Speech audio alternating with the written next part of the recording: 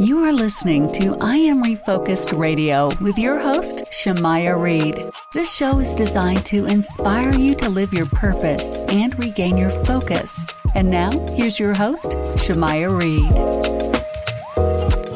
Hey, welcome to I Am Refocused Radio. We are here once again, and today we have another cool episode for y'all. We're going to have a music artist, Sarah Harralson, on the show today, and she's going to talk about her music and all about her music career. So we're going to learn a little bit about her. She's coming from Knoxville native, and without further ado, I just want to say, how are you doing? And welcome to the show. Thank you. I'm doing so good. How are you?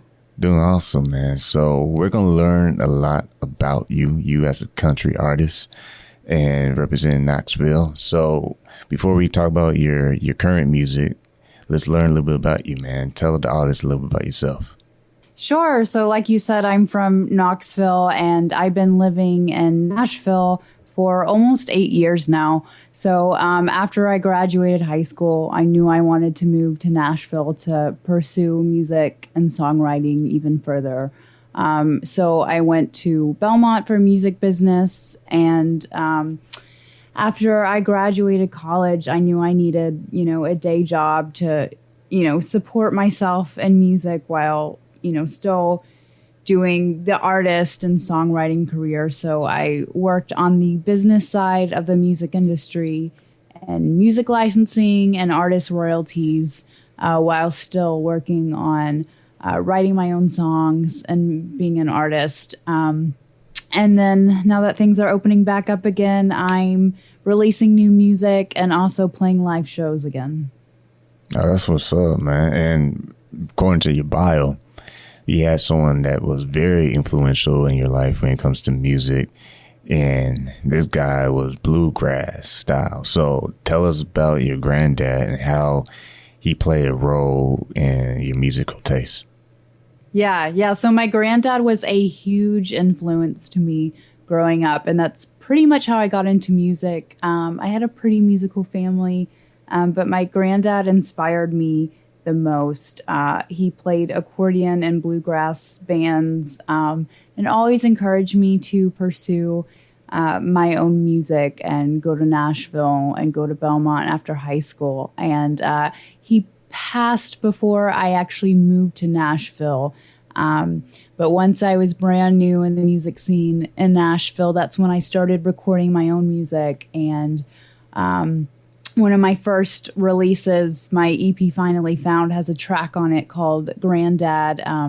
That's very much inspired by him, and I play a little bit of his accordion on the track too.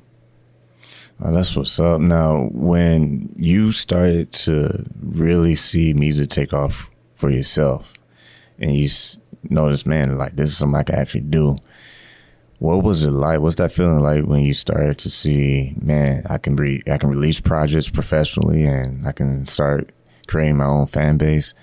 What was that process like for you?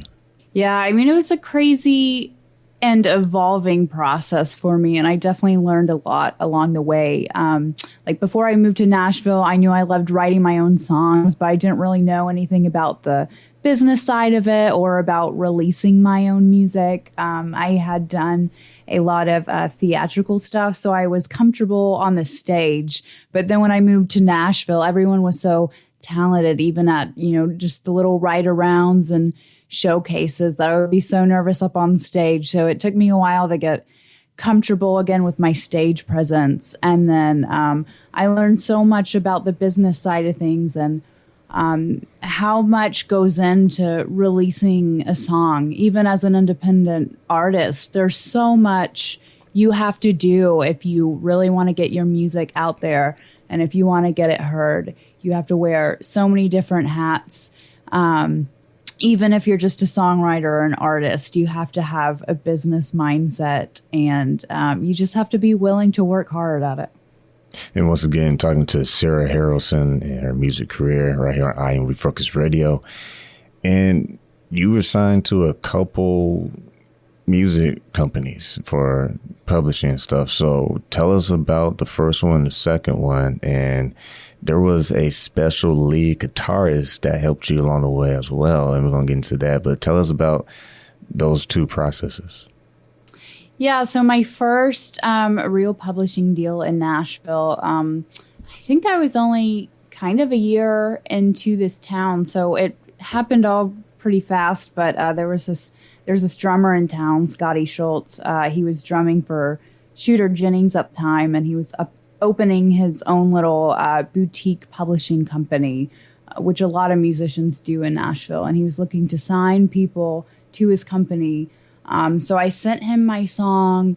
I think it was a demo of Watered Down Whiskey, and he loved it, and he wanted to re-record the song with me and pitch it, and basically pitch my catalog to other labels and artists. So I signed a 3-song publishing deal with him, and he was the producer on my EP, Watered Down Whiskey, a few years back. So I worked with him for a little bit, and then in the process of him recording my EP, Watered Down Whiskey, is when I met Johnny Garcia, the lead guitarist that you mentioned. And I actually met him when I was writing with my friend Justin. And Justin was writing with Johnny, and he asked me if I wanted to sit in on one of their writes. And I said, yeah, I would love to. So we went to his publishing house on the row at the time. And that's how I met Johnny, and we wrote Radio Static that night, which actually became one of the tracks on my EP, Watered Down Whiskey, that Scotty was producing. So we pretty much recorded the whole song. And like a year later, I ran into Johnny at an event on the row. And I said, hey, I don't know if you remember me, but I recorded the song Radio Static that we wrote. And he said, oh, yeah, I remember. I would love to play lead guitar on it if you haven't finished it. And I didn't. So he sent in a lead guitar track for it. And then I released that EP under Scotty's publishing company. And then ever since then, Johnny and I kind of established a writing relationship and wrote more songs together, and he would put me in some of his showcases. And at the time, a few years ago, I was very conflicted about having an artist career. I knew I wanted to be a professional songwriter, but I was just so unsure about being an artist because I made the mistake of comparing myself to other people in this town. So I was having a lot of doubts about myself. So I played one of Johnny's showcases, and he told me I was making the biggest mistake if I didn't go for the artist career. And that meant a lot to me because he's a huge name in this town and definitely someone to look up to and have as, you know, a great mentor. So I was like, okay, I'm going to do this. I'm going to full on go for the artist and songwriting career. And after Watered Down Whiskey EP was recorded and released with Scotty, we kind of stopped working together. And that's when I started working with Johnny. And then in February 2020 is when I signed my publishing and artist development deal with Johnny's publishing company. Yeah, because you released some singles, and I have, yes. You have a few out there. Put a rock on this Rolling Stone, Get Lost in Some Rock and Roll, and you also did a holiday song, Frosty. And you have a new single that came out on June 4th, and that is called The Chance. So what was that project like, since that was the most recent one you released, and what's the backstory on that one? Yeah, so The Chance that I recently released has so much meaning to me out of all the singles I've released in the past year. And basically the story behind that song, I've had this line that's been in my phone for years. Just a line that says, some people never get the chance. And I never knew quite what to do with the line because I knew it could be a very impactful song if I wrote it. But I wanted to wait until it felt like the right time to write it, because I wanted to do justice for the song and, you know, not write something that, you know, was just like, okay, like I wanted it to be up to par as, you know, like the dance Garth Brooks and have a lot of meaning. And then, of course, COVID hit, and I met my co-writer, Bill DeLuigi, on the song. And I told him, I'm like, here's my idea. Some people never get the chance.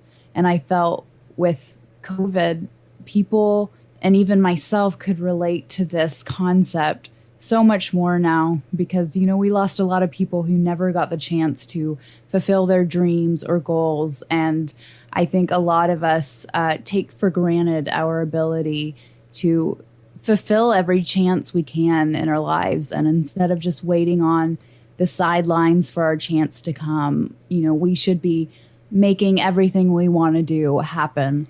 So that's what the song is about. And I think it came at a perfect time and it has so much meaning to me. So I'm very excited about this new release. And we've been talking to Sarah Harralson all about her music career and about her life. And you are also an entrepreneur outside of what you're doing right now as far as making songs and putting them out there, but you also create songs for other people. I mean, you're still on the market as far as someone needs your services. You do multiple platforms and providing your services. Tell the audience a little bit about that and the different platforms that you're on.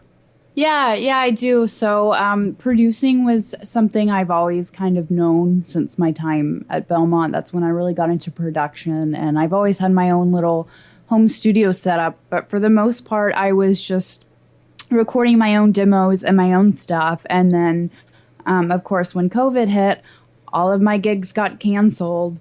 And I was like, okay, well, what can I do now? And I saw all of these people were starting to hire remotely for recording, and these different sites started becoming very popular where you could hire people to record tracks or do different audio production in their home studios. So I signed up on Songfinch, which is a platform where people can hire you to write and record a song for them. And it's super cool if you want to gift someone a song for like a birthday or a special occasion. So I started on that. And then I started on Sound Better and Fiverr and some of those other sites where people can hire you to do vocals on their songs or track an acoustic demo or mixing or whatever. So I've been doing that a lot lately now, and I love it. I love recording for other people and for their songs, and I think it's definitely a good thing that came out of this past year is people, hiring people remotely to work on music, and I think it's something that'll always stick with me down the road. What has been the most interesting project request that you have received so far?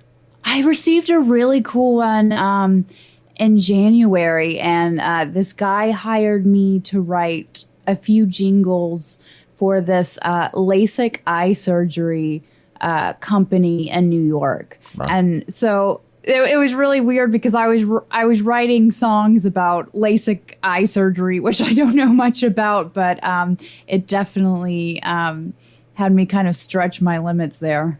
Well, that gives you a nice variety of what you can do. And like you be on the show, I can hear you being like a voice character as well, because I can tell you for this interview, you got a nice home studio. Like the microphone sounds nice and crisp.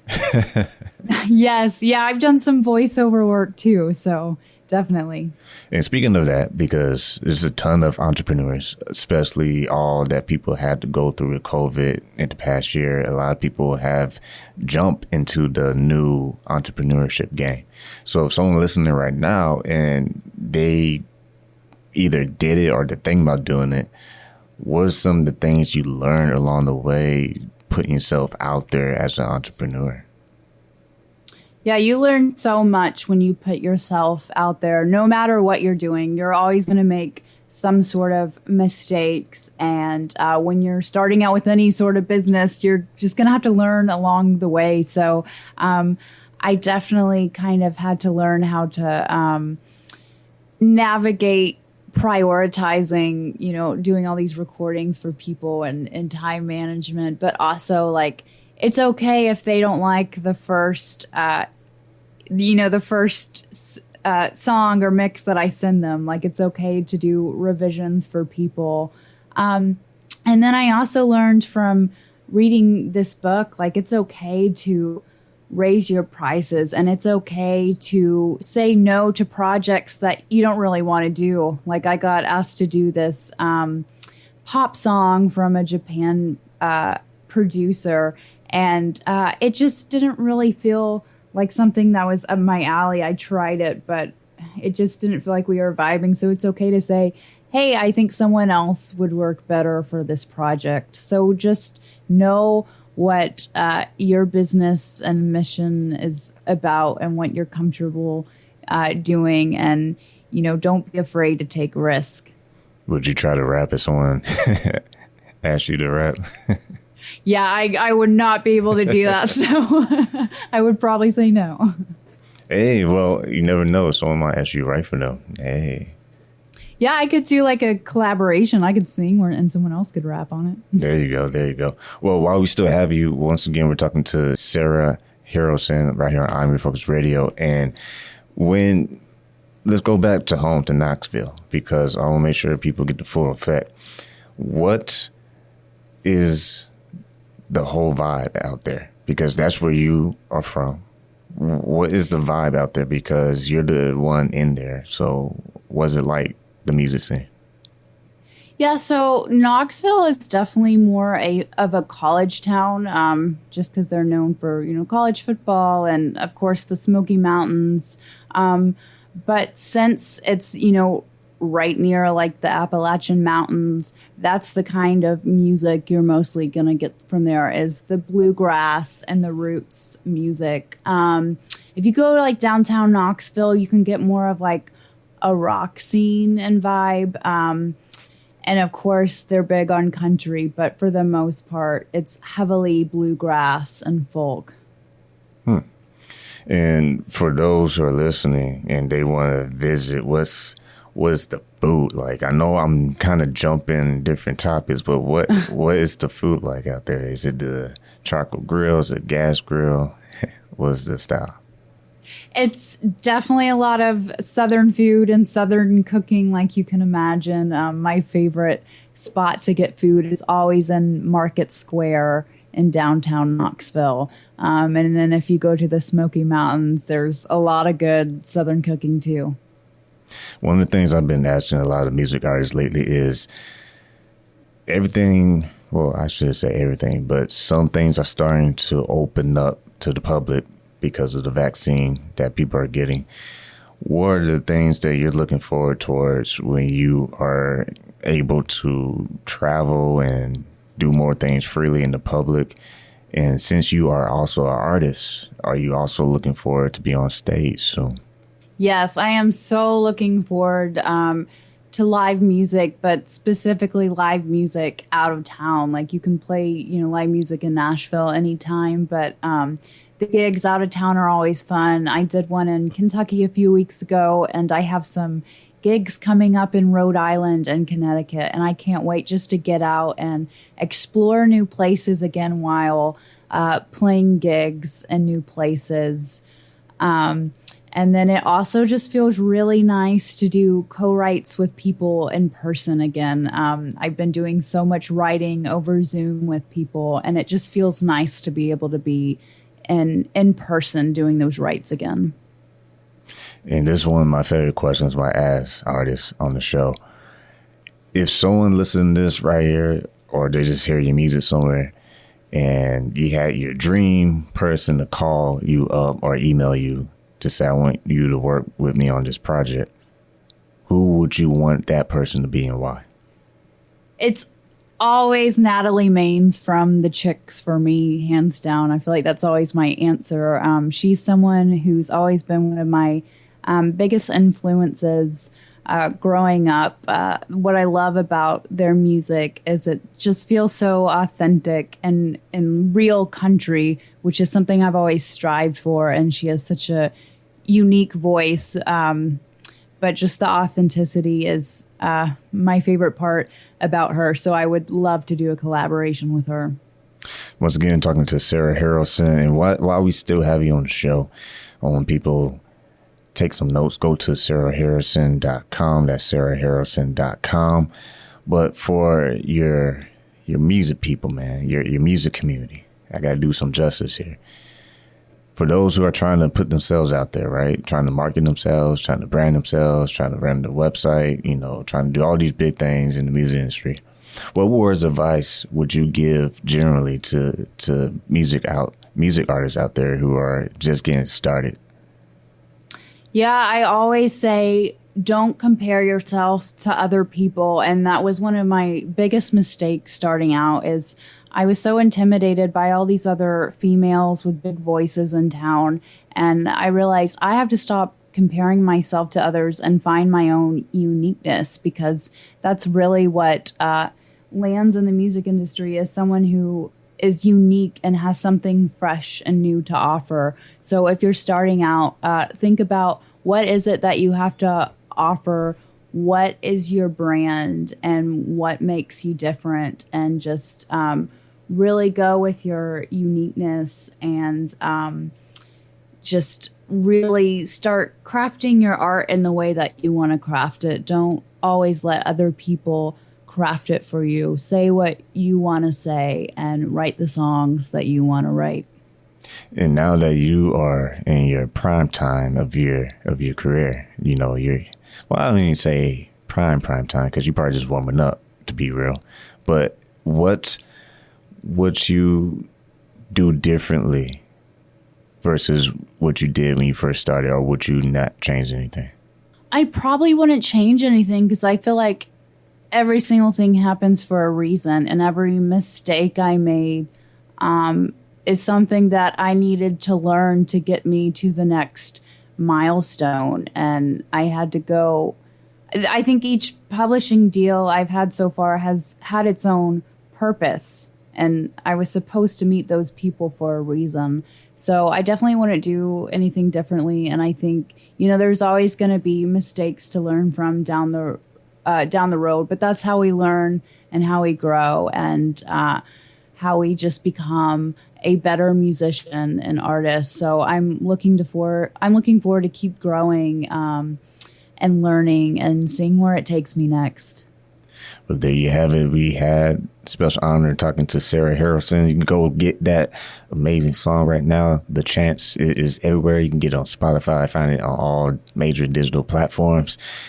Man, before we let you go, what would you like to tell the listeners out there and your new fans when they hear your songs? Yes, please go listen to The Chance if you haven't so already. I have a music video coming out for that in the next few days.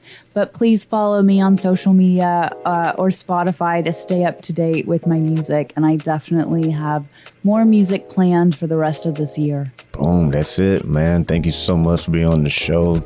Once again, this is I'm Refocus Radio, talking to music artist, singer-songwriter Sarah Harralson. Hey, if you were sleeping in the back, guess what? Go to the website. It's her first and last name, sarahharralson.com. That's sarahharralson.com. Thank you so much for being on Refocus Radio. And like we always say on every single show, keep God first, stay focused, and peace. Hey, it's Shemai Reed with I Am Refocus Radio. Make sure you go to IamRefocusRadio.com to listen to today's episode. Once again, like we always say, keep God first, stay focused, and peace.